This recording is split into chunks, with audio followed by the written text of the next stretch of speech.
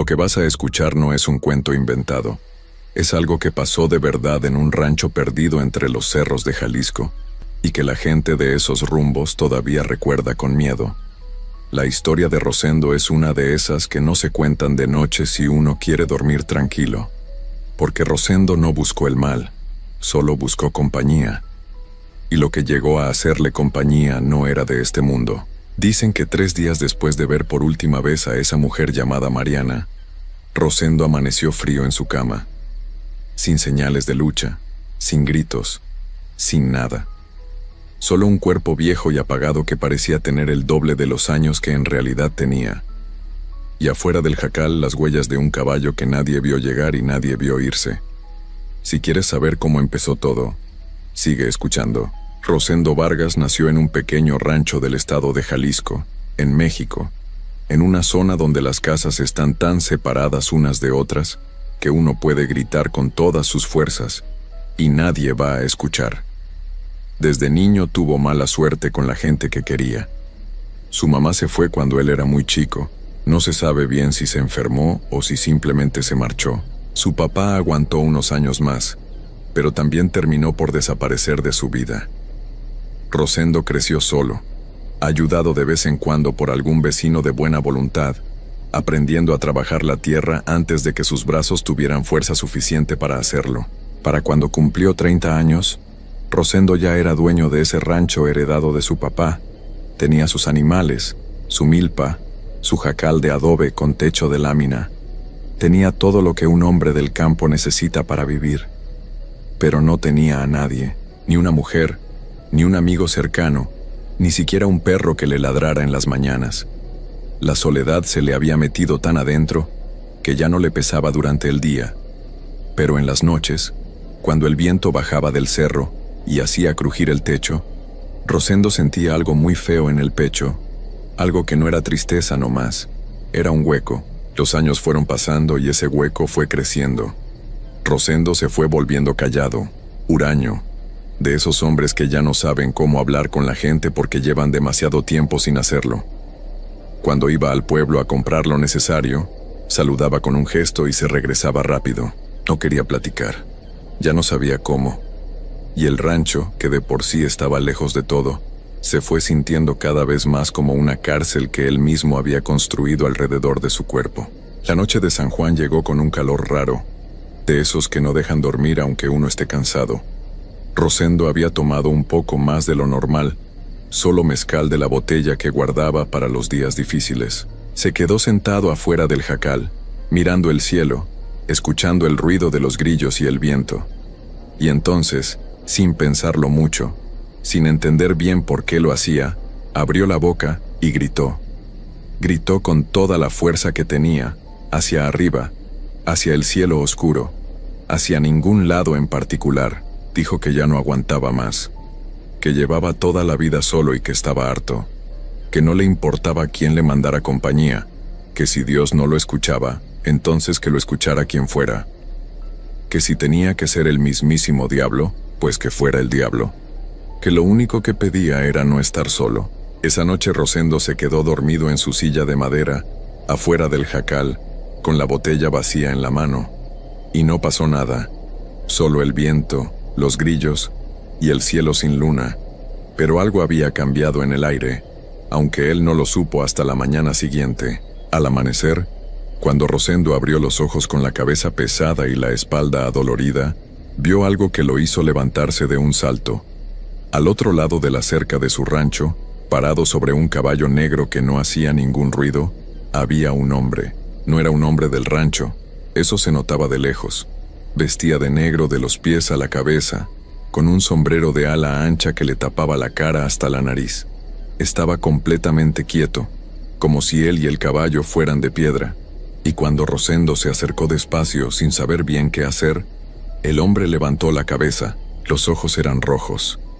No rojo de sangre, sino rojo de brasa encendida, como 2 brasas vivas dentro de una cara que por lo demás parecía normal.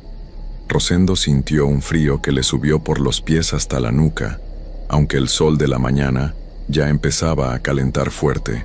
El hombre del caballo negro no saludó. No se bajó. Habló desde arriba, con una voz tranquila que no encajaba con su apariencia, una voz casi amable, como la de alguien que ya sabe lo que va a decir porque lo ha dicho muchas veces antes. Le dijo a Rosendo que lo había escuchado la noche anterior, que su petición había llegado hasta donde tenía que llegar, y que él venía a hacerle una propuesta. Le dijo que podía enviarle compañía, una mujer que estaría con él en el rancho, que lo acompañaría, que se ocuparía de la casa, que llenaría ese silencio que tanto le pesaba. A cambio de eso solo quería una cosa, el alma de Rosendo cuando llegara su hora de morir. Rosendo escuchó todo sin moverse. Debería haber echado a correr, o haberle contestado que no, que se fuera, que él no hacía tratos con nadie. Pero el hueco en el pecho estaba ahí, tan grande como siempre, y la idea de pasar otra noche, y otras 100 más completamente solo era más fuerte que el miedo. Así que después de un silencio largo, Rosendo dijo que sí. El hombre de los ojos rojos sonrió. Fue una sonrisa que Rosendo no olvidaría en lo que le quedaba de vida. Luego giró el caballo sin decir nada más y se fue por el camino de tierra hacia el cerro, y en menos de un minuto ya no se le veía, como si la mañana se lo hubiera tragado. 2 días después, a media tarde, cuando Rosendo estaba arreglando una parte del corral, escuchó un ruido en el camino. Levantó la vista y vio a una mujer caminando hacia el rancho. Venía sola, sin maletas, sin nada en las manos. Tendría unos 30 años, de cara tranquila, pelo negro recogido, ropa sencilla. Caminaba despacio pero con paso firme, sin apuro, como si supiera exactamente a dónde iba. Se llamaba Mariana. Así se presentó cuando llegó a la cerca, con una voz suave y sin adornos. No explicó de dónde venía ni cómo había llegado hasta ese rancho perdido en medio de la nada. Solo dijo su nombre y preguntó si podía entrar. Rosendo, que llevaba días sin hablar con nadie, se hizo a un lado y la dejó pasar. Desde esa misma tarde, Mariana se puso a trabajar. Limpió el jacal sin que nadie se lo pidiera, acomodó las cosas que llevaban años tiradas, prendió el fogón y preparó una cena con lo poco que había.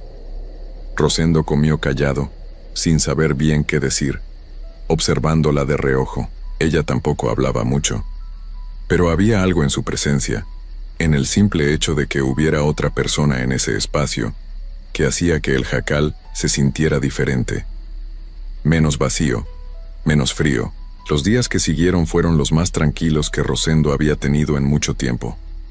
Mariana se levantaba antes que él, tenía el café listo cuando él salía a ver los animales. Barría, lavaba, cocinaba, remendaba la ropa sin que nadie se lo pidiera. No era una mujer de muchas palabras, pero tampoco era incómodo el silencio cuando estaba ella. Era un silencio distinto, habitado. Rosendo empezó a sentirse bien, a sentirse acompañado. Por primera vez en muchos años no le pesaba llegar al jacal al final del día. Había alguien esperándolo. Había luz en la ventana, pero con el tiempo, sin que Rosendo pudiera decir exactamente cuándo empezó a notarlo, fueron apareciendo cosas raras, pequeñas al principio, tan pequeñas que uno podría decir que las estaba imaginando. Lo primero fue el sol. En esa región de Jalisco los días son calurosos y cualquier persona que trabaja en el campo termina sudada y con la cara colorada antes de mediodía. Pero Mariana nunca sudaba. Trabajaba todo el día, cargaba cosas pesadas, estaba cerca del fogón por horas, y su ropa siempre estaba seca, su piel siempre estaba fresca, como si el calor no le llegara. Después Rosendo se dio cuenta de que ella nunca salía cuando el sol estaba alto. Siempre encontraba algo que hacer adentro durante las horas de más luz. Barría, o remendaba, o molía el maíz. Y si por alguna razón tenía que salir al patio, lo hacía rápido, casi corriendo, y se metía de nuevo antes de que el sol le cayera de lleno. También notó que nunca se reía. Sonreía a veces con una sonrisa chica y seria, pero reírse de verdad con voz, nunca. Y que cuando él le contaba algo gracioso, ella lo miraba como si lo entendiera, pero no pudiera reaccionar de la manera que él esperaba. Como si la risa fuera algo que conocía de lejos, pero que no formaba parte de lo que ella era. Rosendo le fue dando vuelta a esas cosas en la cabeza durante semanas, tratando de encontrarles explicación. Decía que tal vez era de esas personas que tienen la piel muy sensible al sol, que tal vez era callada y seria por naturaleza, pero en el fondo sabía que había algo más, algo que no podía nombrar todavía. La noche en que todo se aclaró, empezó de manera normal. Rosendo había ido al pueblo esa tarde y había comprado algunas cosas, entre ellas un espejo chico que colgó en la pared junto a la entrada del jacal. No había ninguna razón especial para comprarlo, solo le pareció que hacía falta uno en la casa. Esa noche, después de cenar, Rosendo pasó frente al espejo y se vio reflejado. Luego, sin pensarlo, volteó a ver a Mariana, que estaba acomodando las cosas en la mesa a unos pasos de él, y de reojo miró el espejo otra vez. Rosendo estaba ahí, su imagen, su cara, su ropa. Pero donde debería haber estado el reflejo de Mariana, no había nada. El espejo mostraba el jacal, la pared de atrás, la silla, la mesa, todo. Menos ella. Se quedó paralizado. Los ojos le iban del espejo a Mariana y de Mariana al espejo. Ella seguía acomodando cosas, de espaldas, sin darse cuenta de que él la estaba mirando con los ojos abiertos de par en par. Rosendo se tuvo que agarrar del marco de la puerta para no caerse. Esa noche no durmió. Se quedó en su cama con los ojos abiertos, escuchando el ruido del viento, diciéndose que se había equivocado, que era la poca luz, que el espejo era barato y estaba mal hecho. Pero sabía que no. Sabía lo que había visto. Al día siguiente, cuando los dos estaban sentados tomando el café de la mañana, Rosendo la miró fijo y le preguntó directamente.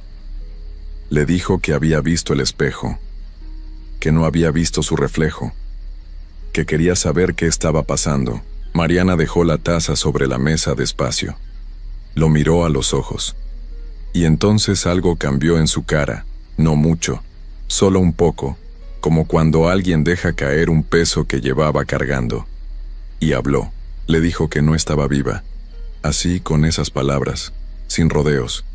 Le dijo que había muerto hacía mucho tiempo, que no recordaba exactamente cuándo ni cómo, que esa parte se había borrado, que lo que era ella ahora no era un cuerpo de carne y hueso, sino algo diferente, una presencia, un espectro, algo que existía en ese espacio entre lo que vive y lo que ya no vive, y que había sido enviada porque alguien la había pedido, porque alguien había gritado en la noche pidiendo compañía sin importar de dónde viniera.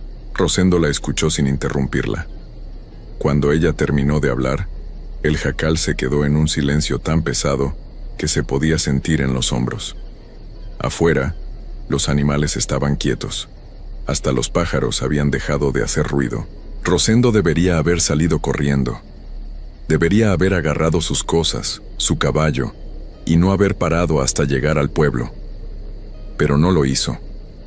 Se quedó sentado, mirando esa taza de café que todavía tenía en las manos, y pensó en todos esos años de noches vacías, de despertarse en silencio, de comer solo frente a un fogón apagado, y le dijo a Mariana que quería que se quedara. Ella no respondió nada, solo asintió con la cabeza, despacio, y siguió con lo que estaba haciendo. Pero los días que siguieron no fueron iguales que antes. Ahora que Rosendo sabía lo que era Mariana, la miraba diferente. A veces, en las noches, cuando ella estaba sentada en su silla y la luz del fogón le caía en la cara, había algo en sus ojos que no era de persona. Una profundidad extraña, como mirar hacia un pozo muy hondo y no ver el fondo. Y a veces, cuando ella se movía por el jacal y Rosendo la observaba de lejos, había momentos en que parecía que ella no caminaba sobre el piso, sino apenas sobre él, como si el peso de su cuerpo fuera casi nada. El miedo nunca se fue del todo, pero tampoco se fue ella. Y Rosendo seguía prefiriendo eso al silencio. Fue pasando el tiempo, y fue entonces cuando empezó lo peor. Algo que Rosendo no notó al principio porque los cambios eran muy lentos, pero que con el tiempo ya no se podía ignorar. Empezó a sentirse cansado. No el cansancio normal del campo, ese que se va con una noche de sueño. Era un cansancio que no se iba, que estaba ahí por las mañanas antes de que él se levantara, que se le metía en los huesos y los dejaba pesados. Empezó a costarle trabajo hacer las cosas que antes hacía sin pensar, cargar las herramientas, caminar hasta el potrero, subirse al caballo. Luego vinieron los cambios en su cara. Un vecino que pasó por el rancho a dejarle un recado lo miró raro y le preguntó si había estado enfermo. Le dijo que se veía muy diferente, que se le notaba más viejo. Rosendo le dijo que no, que estaba bien. Pero esa noche se miró en el espejo, ese mismo espejo que le había revelado la verdad sobre Mariana, y no le gustó lo que vio. Tenía arrugas donde antes no había ninguna. El pelo se le estaba poniendo gris más rápido de lo normal. Los ojos se le veían apagados, como los de alguien mucho mayor que él. Rosendo calculó los meses que llevaba Mariana en el rancho y se dio cuenta de algo que lo heló por dentro. En ese tiempo, él había envejecido lo que un hombre normalmente envejece en 10 años. Fue entonces cuando entendió cuál era el verdadero precio del trato. No era el alma cuando muriera, era el tiempo. Cada día que pasaba con Mariana, su cuerpo perdía un año de vida. Ella no lo estaba haciendo a propósito, o tal vez sí, pero eso era lo que pasaba. Su presencia consumía la vida de Rosendo despacio, como una vela que se derrite sin hacer ruido. Esa noche Rosendo no durmió nada. Estuvo pensando hasta que amaneció, dando vueltas en su cama, mirando el techo, y cuando el sol salió, tomó su decisión. Tenía que romper el trato. Tenía que encontrar al hombre del caballo negro y decirle que ya no quería nada de eso. Los viejos del rancho decían que había una cueva en el cerro donde se podía hablar con ciertas presencias si uno sabía cómo hacerlo. Rosendo nunca había creído mucho en esas cosas, pero ahora tenía razones para creer en todo. Subió al cerro esa misma mañana, solo, sin decirle nada a Mariana. La cueva no era difícil de encontrar para quien supiera buscarla. Era una abertura en la roca del tamaño de una puerta, con el piso húmedo y el aire denso y frío que no correspondía con el calor de afuera. Rosendo entró con una vela encendida y esperó. No tardó mucho. Desde el fondo de la cueva, donde la oscuridad era total, se empezó a escuchar el sonido de pasos. Luego apareció una figura. No era el hombre del caballo negro, o sí lo era, pero ahora vestía de gris, y sus ojos no eran rojos sino negros, completamente negros, sin blanco ni iris. Solo oscuridad. Rosendo le dijo que quería romper el trato, que ya no lo quería, que devolvería lo que le habían dado a cambio de recuperar su tiempo, su vida, sus años. El hombre de gris lo escuchó en silencio.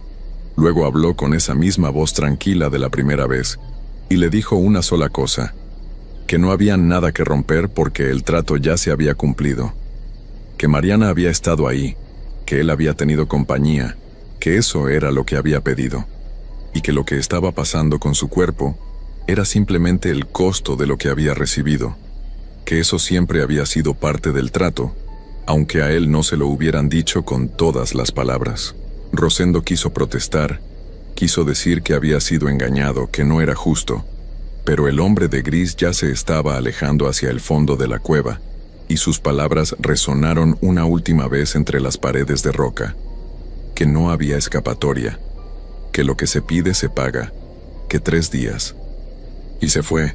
Rosendo bajó del cerro con las piernas temblando.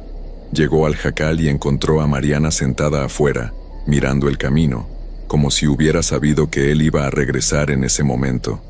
Sus ojos eran los mismos de siempre, profundos y quietos, y en ellos no había malicia ni tristeza, solo algo parecido a la espera. Rosendo le contó lo que le había dicho el hombre de la cueva. Ella no se sorprendió. Asintió despacio, como si ella también lo hubiera sabido desde siempre. Los 3 días siguientes Rosendo los pasó en cama. Su cuerpo, que ya venía muy golpeado por los meses con Mariana, terminó de ceder. Se levantaba con dificultad, comía poco, dormía mucho. Mariana estuvo a su lado todo ese tiempo: traerle agua, ponerle un trapo fresco en la frente, sentarse a su lado en silencio. Era lo único que podía hacer, era lo único que sabía hacer. La mañana del tercer día, el rancho amaneció completamente quieto. Ni el gallo cantó, ni los animales hicieron ruido. El sol salió, pero parecía más pálido que de costumbre, como si la luz llegara de más lejos. Y en esa quietud, sin drama, sin agonía visible, Rosendo dejó de respirar. Su cuerpo estaba en la cama, con los ojos cerrados y una expresión tranquila, y parecía mucho más viejo de lo que era, como si hubiera vivido el doble de años. Afuera, el sonido de un caballo, el mismo que no hacía ruido de verdad, solo el sonido justo que se necesitaba para ser escuchado. Mariana salió del jacal por última vez, sin apurarse, con el mismo paso tranquilo de siempre. El hombre del caballo la estaba esperando. No dijeron nada. Ella subió al caballo, él giró las riendas, y los dos se fueron por el camino de tierra hacia el cerro. En segundos ya no se les veía. El jacal quedó solo, la puerta entreabierta, el fogón apagado, la taza de café de esa mañana todavía sobre la mesa. Todo en su lugar, como si las personas que vivían ahí hubieran salido un momento y fueran a regresar. Pero no regresaron. La gente del rancho que encontró a Rosendo días después no supo explicar por qué su cuerpo parecía el de un hombre de 80 años, cuando él apenas tenía 40 y tantos. Tampoco supieron explicar quién había sido la mujer que varios aseguraban haber visto caminar por esos caminos en los meses anteriores. Una mujer de cara seria y paso lento que nunca se quedaba a platicar y que nunca se veía bajo el sol del mediodía. Nadie volvió a vivir en ese jacal. Con el tiempo el adobe se fue cayendo, el techo se hundió, la milpa se llenó de hierbas. Pero dicen los que han pasado por ahí de noche, los arrieros, los que van y vienen por ese camino de tierra entre los cerros de Jalisco, que a veces, cuando el viento está quieto y la noche está muy oscura, se escuchan voces adentro del jacal caído, una voz de hombre y una voz de mujer, hablando despacio, como dos personas que están cenando juntas y tienen toda la noche por delante, y dicen que si uno se queda a escuchar demasiado tiempo, el frío que siente no es del viento, es algo más, algo que viene de adentro del jacal, algo que ya sabe que uno está ahí, y que espera. Por eso dicen los viejos de esos ranchos que hay gritos que es mejor no lanzar, que hay noches que es mejor no hablarle al cielo, porque a veces el cielo no contesta, pero otras cosas sí. Esto que estás a punto de escuchar no es un cuento. Ocurrió en un pueblo real, en una comunidad donde el miedo se fue apoderando de cada familia, de cada hogar, hasta que un hombre pagó con su vida algo que jamás cometió. Una turba con machetes decidió hacer justicia por sus propias manos, y cuando la verdad finalmente salió a la luz, ya era demasiado tarde para remediarlo. Esto es lo que pasó en Montegordo. En el municipio de Montegordo, enclavado entre cerros y caminos de tierra, la gente vivía de la siembra, del ganado y de las costumbres que se heredaban de generación en generación. Era un lugar donde todos se conocían, donde los niños jugaban en las calles sin que nadie se preocupara demasiado, y donde las puertas de las casas podían quedarse sin llave durante la noche. Pero esa tranquilidad comenzó a romperse de manera silenciosa, casi sin que nadie se diera cuenta al principio. Todo empezó con los animales. Una mañana, Doña Esperanza salió a darle de comer a sus gallinas y encontró el corral vacío. No había rastro de sangre. No había plumas regadas, simplemente no estaban. Pensó que alguien había entrado a robarlas durante la noche. Días después, al vecino de enfrente le desapareció su perro, un animal que nunca se alejaba de la propiedad. Luego fue el borrego de don Aurelio, luego los conejos de la familia Méndez. La gente comenzó a comentarlo en el mercado, en la iglesia, en las esquinas. Algo estaba pasando en Montegordo, y nadie sabía explicarlo. Pero lo que de verdad heló la sangre de toda la comunidad fue cuando los niños comenzaron a desaparecer. El primero fue un niño de 4 años llamado Samuel, hijo de una familia humilde que vivía cerca del arroyo. La madre lo dejó jugando en el patio por unos minutos, mientras ella atendía algo adentro de la casa, y cuando regresó, el niño ya no estaba. Buscaron por todos lados, preguntaron a los vecinos. Recorrieron los alrededores con linternas durante toda la noche. Samuel nunca apareció. Meses después desapareció una niña de 2 años, y tiempo más tarde un bebé de apenas meses de nacido. El pueblo entero estaba paralizado por el terror. Las madres ya no dejaban salir a sus hijos, los hombres comenzaron a hacer rondas nocturnas, y el miedo se instaló en Montegordo como si fuera un habitante más. Fue entonces cuando los rumores comenzaron a girar alrededor de don Cástulo. Don Cástulo era un hombre mayor, de unos 70 años, que vivía solo en una casa algo alejada del centro del pueblo. Había enviudado hacía mucho tiempo y sus hijos ya se habían marchado a vivir a otras ciudades. Solo se quedaron cerca algunos de sus nietos, que de vez en cuando lo visitaban o le llevaban comida.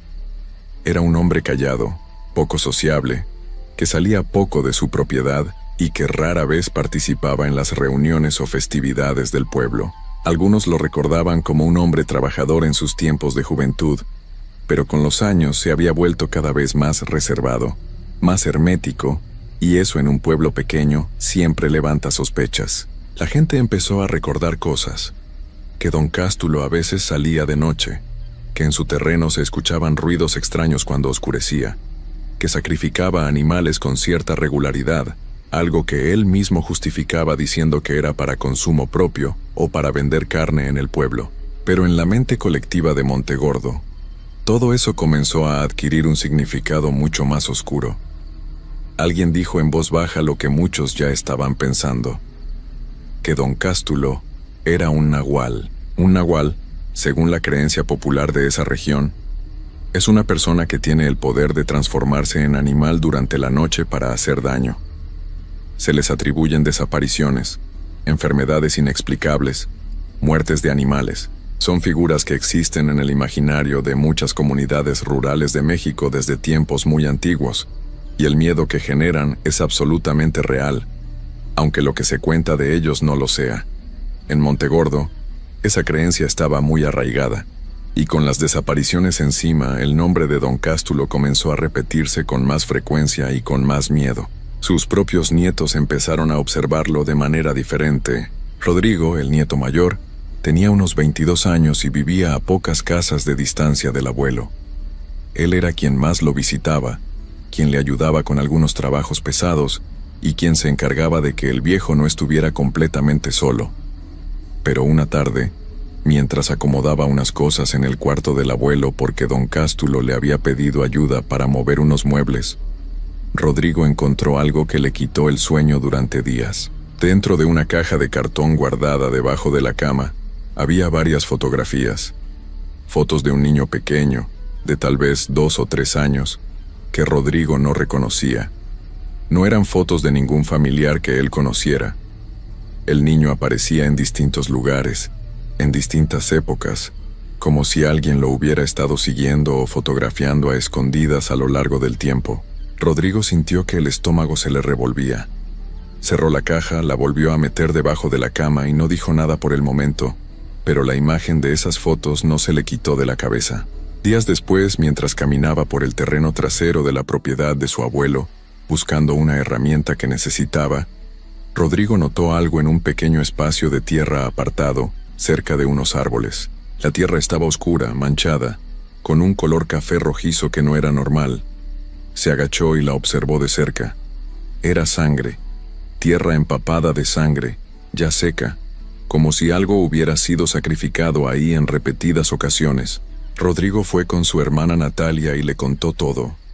Las fotos, la sangre en la tierra, las salidas nocturnas del abuelo.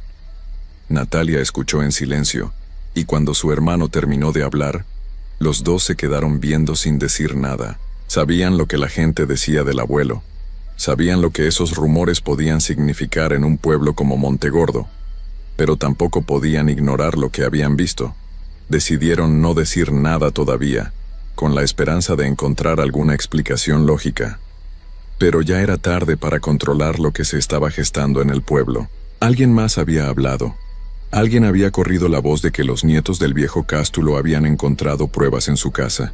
La noche en que desapareció el bebé de la familia Reyes, fue la noche en que todo se desbordó. La madre, una joven llamada Margarita, había dejado a su bebé dormido en su cuna mientras ella cocinaba en la habitación de al lado. Cuando fue a verlo, la cuna estaba vacía.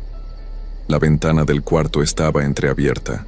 Margarita comenzó a gritar y en cuestión de minutos, media docena de vecinos ya estaban en su casa. La noticia se regó por todo Montegordo como fuego en paja seca, y con ella, la furia acumulada de meses de miedo y desesperación encontró finalmente un blanco. El nombre de don Cástulo estaba en la boca de todos. Un grupo de hombres comenzó a juntarse en la calle principal. Llevaban machetes, palas, linternas. Sus caras reflejaban una mezcla de terror y de rabia que es una de las combinaciones más peligrosas que puede tener un ser humano. Nadie los dirigía, pero todos sabían hacia dónde iban. Las mujeres observaban desde las puertas de sus casas, sin intentar detenerlos. Algunos rezaban, otros simplemente esperaban. La turba llegó a la casa de don Cástulo pasada la medianoche. El anciano salió cuando escuchó el ruido. No alcanzó a decir mucho. Los hombres lo rodearon, le gritaron, le reclamaron, y lo que ocurrió después fue brutal y rápido. De esa manera terrible en que ocurren las cosas cuando el odio colectivo pierde todo freno. Don Cástulo cayó sin poder defenderse, sin que nadie le diera la oportunidad de hablar, sin juicio y sin misericordia. Y como si eso no fuera suficiente, prendieron fuego a la casa con el cuerpo del hombre adentro. Las llamas iluminaron la noche de Montegordo mientras algunos vecinos miraban desde lejos, en silencio, sin saber bien si lo que acababan de presenciar había sido justicia o algo completamente diferente. A los familiares que intentaron llegar se les amenazó con que corrieran la misma suerte si no abandonaban el pueblo. Y se fueron. Natalia, Rodrigo, todos se marcharon esa misma noche con lo poco que pudieron agarrar. La casa ardió hasta quedar en cenizas. Montegordo respiró con alivio durante unos días. Creyeron que todo había terminado, pero entonces apareció Beatriz. Beatriz era una mujer de mediana edad que vivía en un rancho cercano, a unos kilómetros de Montegordo. Nadie en el pueblo la conocía bien, aunque algunos la habían visto de lejos en alguna ocasión, sin saber quién era. Llegó una mañana, nerviosa, con los ojos hinchados de haber llorado preguntando por la familia de don Cástulo. Cuando le dijeron que ya no estaban, que se habían ido después de lo ocurrido, Beatriz se sentó en la orilla de la calle y comenzó a llorar de una manera que incomodó a quienes la vieron. Alguien fue a buscar a doña Carmen, una señora mayor que conocía a todo el mundo y que tenía reputación de ser discreta y sensata. Doña Carmen se sentó junto a Beatriz y la escuchó. Lo que Beatriz contó cambió todo. Ella había sido la amante de don Cástulo durante varios años. Una relación que ambos habían mantenido en secreto, porque el viejo era conocido en el pueblo y ella era una mujer casada que vivía lejos. Se veían de noche, cuando don Cástulo podía escabullirse sin que nadie lo notara, en un lugar apartado entre los dos ranchos. De esa relación había nacido un niño pequeño al que don Cástulo quería profundamente, aunque nunca había podido reconocerlo públicamente ni llevarlo con él de manera abierta. Las fotografías que Rodrigo había encontrado debajo de la cama eran fotos de ese niño, su hijo. Las guardaba ahí porque no podía tenerlas a la vista sin levantar preguntas que no sabía cómo responder. La sangre en la tierra del terreno era de los animales que don Cástulo sacrificaba. Sí, pero para llevarle comida a Beatriz y al niño. Ella no tenía muchos recursos, y él le llevaba carne cuando podía, como una manera de hacerse responsable en la única forma que le era posible dado el secreto que cargaban. Las salidas nocturnas no eran para realizar ningún tipo de práctica oscura. Eran para ir a ver a su hijo. Doña Carmen escuchó todo sin interrumpir. Cuando Beatriz terminó, el silencio entre las dos mujeres duró largo tiempo. Afuera, Montegordo seguía igual, con sus calles de tierra, sus casas de bloc, sus gallinas sueltas y sus niños jugando. Pero algo había cambiado de manera irreversible en ese pueblo. No en las calles ni en las casas, en la conciencia de quienes vivían ahí. Don Cástulo había muerto por salidas nocturnas que eran visitas a un hijo que el mundo no podía conocer. Había muerto por guardar fotos de ese niño en una caja debajo de su cama. Había muerto por matar animales y dejar sangre en la tierra de su propio terreno. Había muerto, en pocas palabras, por los secretos de una vida complicada que a nadie le había hecho daño. El bebé de Margarita, el que desapareció la noche que todo se desbordó, apareció 2 días después. Había caído de la cuna y había rodado debajo de un armario pesado, donde quedó atrapado sin poder salir. Estaba deshidratado y asustado, pero vivo. Los otros niños que desaparecieron nunca fueron encontrados, y hasta el día de hoy nadie sabe con certeza qué les ocurrió. Lo que sí quedó grabado en la memoria de Montegordo fue aquella noche. Y la pregunta que nadie se atrevía a hacerse en voz alta, pero que todos llevaban por dentro desde entonces. Y si estaban equivocados desde el principio, ¿quién o qué se llevó realmente a esos niños?